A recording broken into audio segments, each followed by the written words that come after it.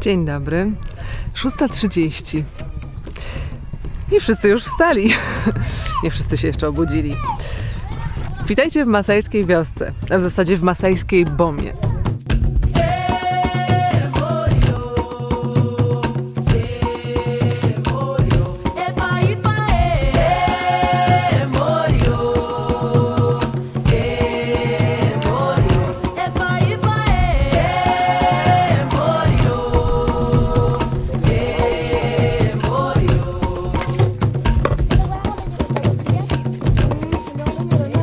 Nie mieliśmy w planach kręcenia filmów o Masajach w Tanzanii, ale poznaliśmy Stefani, Niemkę, która poślubiła jednego z nich i od 10 lat mieszka z jego rodziną w buszu i która zaprosiła nas do siebie.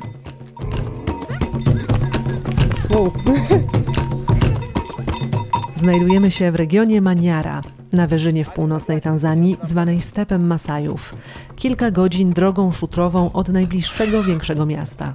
W jednej z wielu rozsianych w okolicy bom, czyli grupie chat, w których mieszkają członkowie jednej rodziny, zbudowanych wokół zagrody.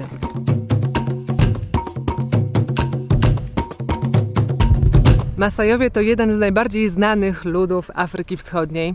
Każdy z nas coś o Masajach słyszał, być może nawet zna kogoś, kto w wiosce masajskiej podczas wycieczki do Tanzanii czy Kenii był. Wyróżniają się swoimi strojami, można ich także zauważyć bardzo łatwo w każdym dużym mieście, dlatego że oni nawet wyjeżdżając ze swoich wiosek ubierają się w sposób tradycyjny. I to budzi ciekawość. W dodatku jest to dosyć liczna grupa, więc nie jest to tak rzadki człowiek do spotkania.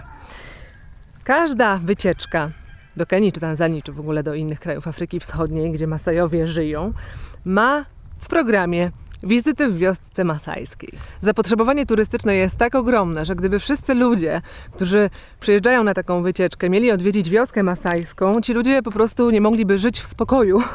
Dlatego jest bardzo wiele miejsc, takich spotów turystycznych, które są stworzone specjalnie po to, aby przyjezdnym coś pokazać. Są to wioski, gdzie jest kilka domów, w pośrodku buszu, w których normalnie nikt nie mieszka, ale jak są turyści, to wtedy kilku Masajów do tej wioski się pofatyguje po to, aby pokazać gwoździe programu, którymi są najczęściej tańce, picie krwi i rozpalanie ognia tradycyjną metodą, mimo tego, że Masajowie używają zapałek. And I really wish to see what you have in the belt. Can I? So what is it? This is stick. Knife, stick. And the thing for a phone. Yes. Full set. Yeah. Modern Masai. Yeah. Thank you. Okay. Dlatego też ten odcinek może nie być aż tak ciekawy, dlatego że nie będzie w nim tańców masajskich.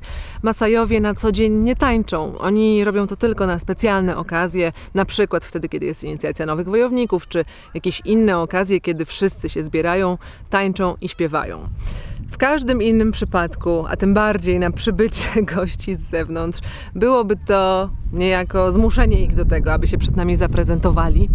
I tego nie będziemy robić, bo oni po prostu nie mają tego w zwyczaju. Ale nie będę wam też ściemniać, że teraz oto ja pokażę wam prawdziwe życie Masajów, bo ja też jestem tutaj tylko 3 dni i co ja wiem, co ja mogę. Mogę wam pokazać kilka elementów z życia w buszu, które można zauważyć na pierwszy rzut oka. Natomiast, żeby zrobić taki kompletny film, musielibyśmy tutaj zostać chyba z pół roku.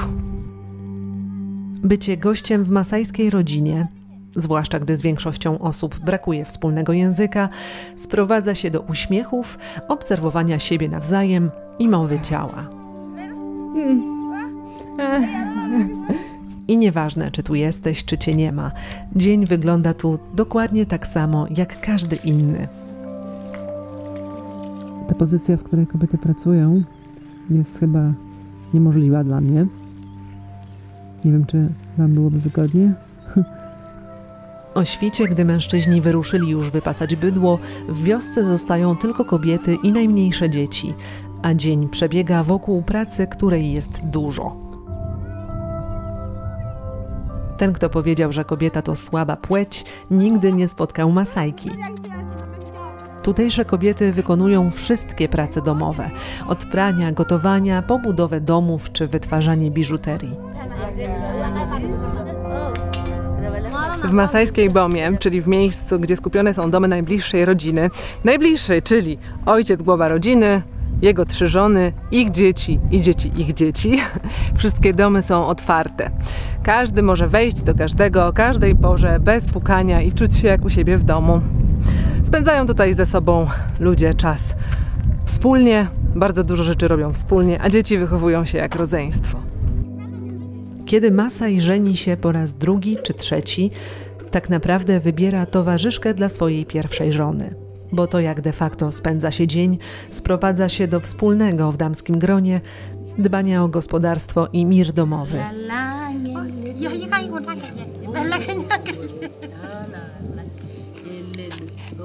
Tutejsza poligamia jest zupełnie innym podejściem do miłości i rodziny niż ta, którą żyjemy w zachodnim świecie, gdzie woda leci z kranu, a jedzenie można zamówić pod drzwi i gdzie jednostka może bez trudu przeżyć.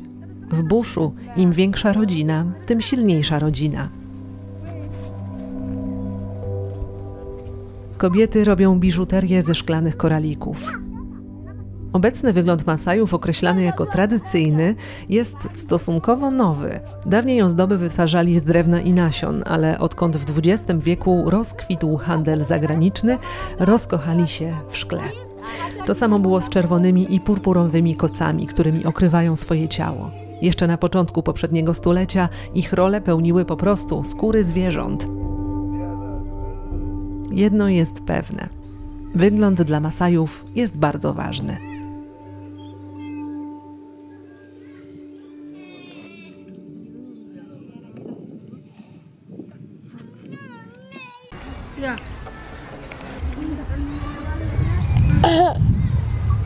To jest jeden z moich ulubieńców, Manueli. On się uśmiecha zawsze. I zawsze jest cały w muchach. To jest też niesamowity kontrast między tym, jak w Europie wychowuje się dzieci, kiedy na nie chuchamy, dmuchamy, kupujemy specjalne plastikowe protektory, żeby się o coś nie uderzyły w domu. A tutaj dzieci żyją zupełnie na drugim biegunie, dlatego że od momentu, kiedy zaczynają chodzić, wychodzą na podwórko bawić się z innymi dzieciakami. I załóżmy, że dziecko byłoby starsze od Manueliego, tak się odmienia, o rok, to już się nim zajmie. Co ci się podoba? Ty też masz taki. A, Dagmara ci wczoraj zrobiła. Piękny. Manueli i inne dzieci są czyste tylko w nocy, kiedy mamy je wieczorem myją.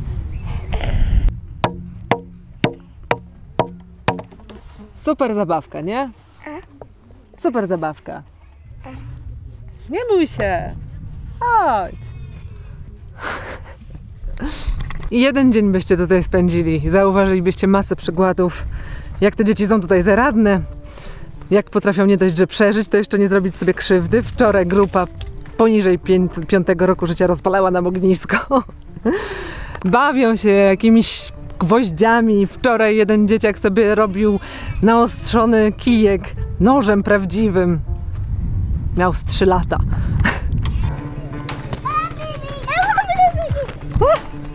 Jestem beznadziejna w piłkę, ale zobaczcie, jaka piła. Potencjalne zagrożenie, połamany plastik z ostrymi krawędziami. Kijek. Można komuś zrobić krzywdę. Co ty masz? Szydełko. No, nie ma tak jak czyścić sobie zęby szydełkiem.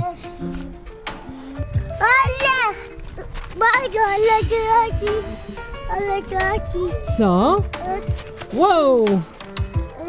Nic się nie stało.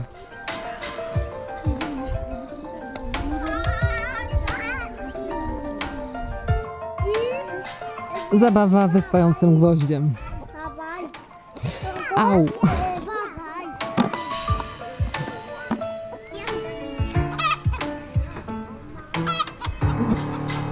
No, chodzenie tyłem się tak kończy. Spory kontrast jest też tutaj, jeśli chodzi o to, jak dzieciaki jedzą. Nie ma, że mama przygotuje specjalnie dla dziecka porcję, aby mu na pewno smakowało z najlepszych marcheweczek i tak dalej. Tutaj dzieci jedzą ostatnie, dorośli się najadają, a dzieci jedzą to, co im zostało. Wczoraj jedliśmy wspólnie ziemniaki z ognia. Tych ziemniaków nawet nikt nie wycierał, te dzieci z tym piachem to jadły nie otrzepując. Przyzwyczajone są do tego, że wszystko jest dobre, wszystko smakuje, wszystko można zjeść. Ale podobno mam nie generalizować. Stefani powiedziała, że nie we wszystkich masajskich domach tak jest i czasami mamy przygotowują specjalnie tą porcję dla dzieci. Przynajmniej nie ma zagrożenia ze strony dzikich zwierząt. Kiedyś tutaj było dużo zwierząt, słoni, lwów i tak dalej. Także dla wielu Masajów, którzy są już w podeszłym wieku, tak mogło wyglądać zwyczajne dzieciństwo, ale wszystkie korytarze, którymi zwierzęta mogły przejść z utworzonych parków narodowych, już nie istnieją. Więc tych zagrożeń nie ma. Oprócz oczywiście węży i pająków.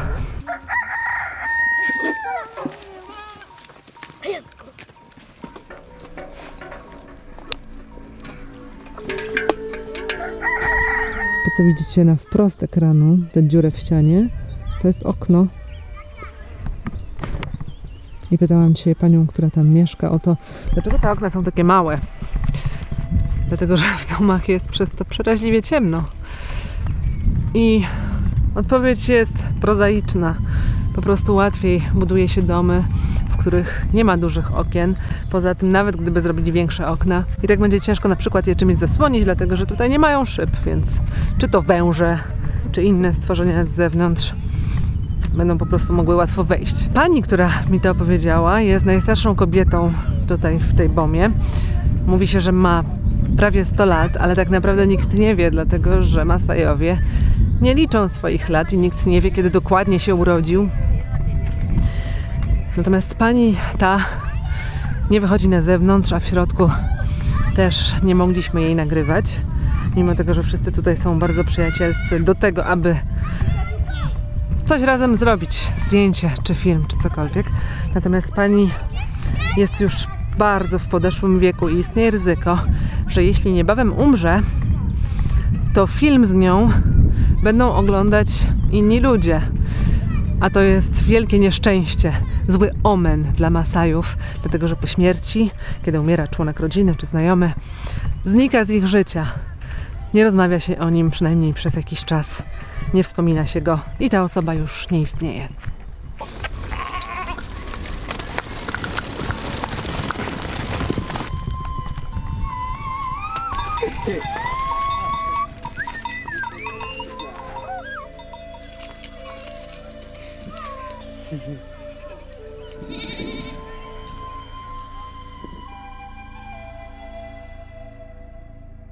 Dzisiaj jest specjalny dzień, dlatego że są goście w wiosce. Jest pretekst.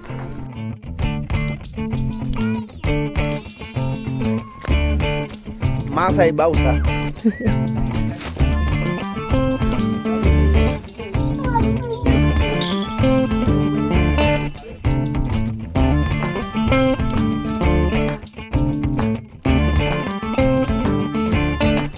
Masajowie jedzą mięso na specjalne okazje i jest wokół tego cały rytuał.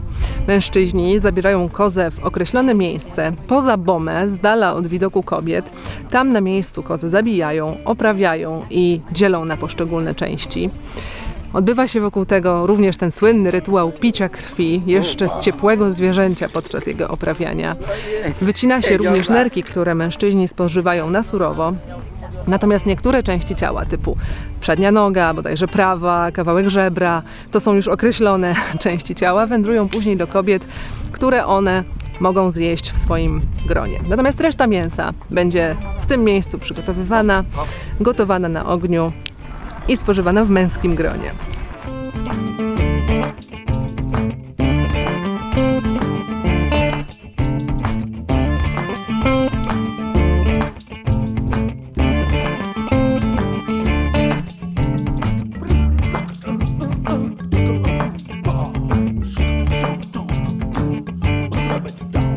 No i właśnie, czasem ktoś pyta, co takiego musiałam zrobić wbrew sobie, bo byłam w jakimś innym miejscu, do czego się musiałam przymusić, aby okazać szacunek innej kulturze.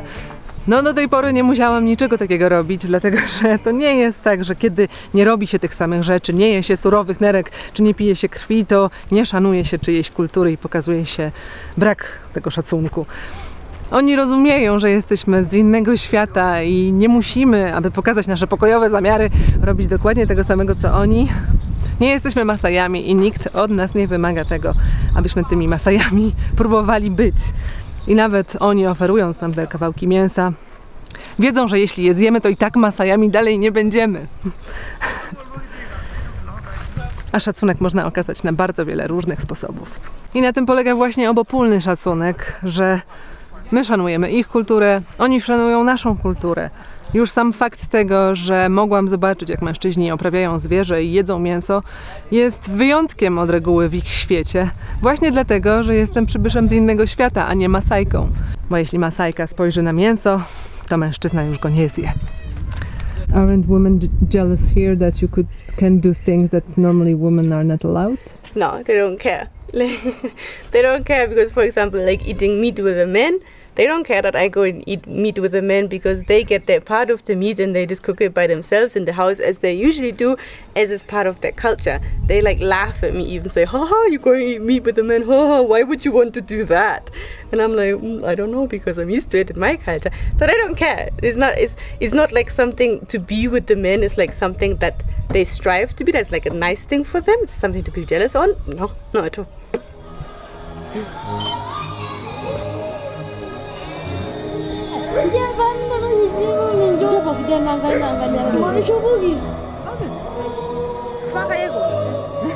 Nie jestem w stanie w pełni zrozumieć, jak to jest żyć w afrykańskim buszu. Tego, co dla innych jest dzieciństwem, a potem zwyczajną codziennością. Jest cała masa pytań, na które odpowiedzi z ich ust brzmiały, bo tak po prostu jest w masajskiej kulturze. Czasem największą lekcją, jaką można odrobić, to wysłuchać i przyjąć do wiadomości tylko tyle i aż tyle. I skupić się nie na pojmowaniu, a po prostu przebywaniu z drugim człowiekiem, który robi dokładnie to samo. I to jest chyba jedno z najpiękniejszych doświadczeń w podróżowaniu. Powoli zamykamy tryptyk masajski na Globstory. Jeśli jeszcze nie widzieliście, na kanale jest cały odcinek na temat Stefanii i drugi o życiu w buszu z perspektywy Sokojne, jej męża. Polecam posłuchać i przyjąć.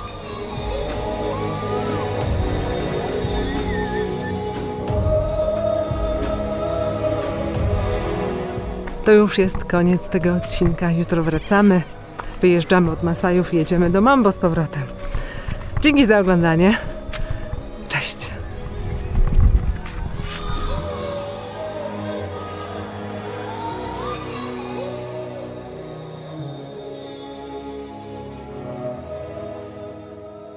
Często ktoś pyta, jak reagują na nas miejscowi. W każdym miejscu tak samo, czyli normalnie, nijak.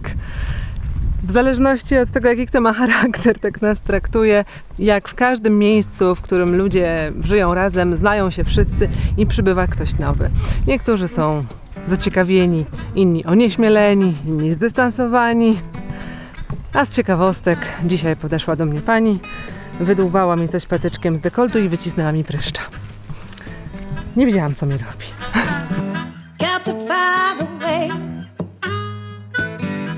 If you wanna go, got to find a way. If you want to go, there ain't nobody gonna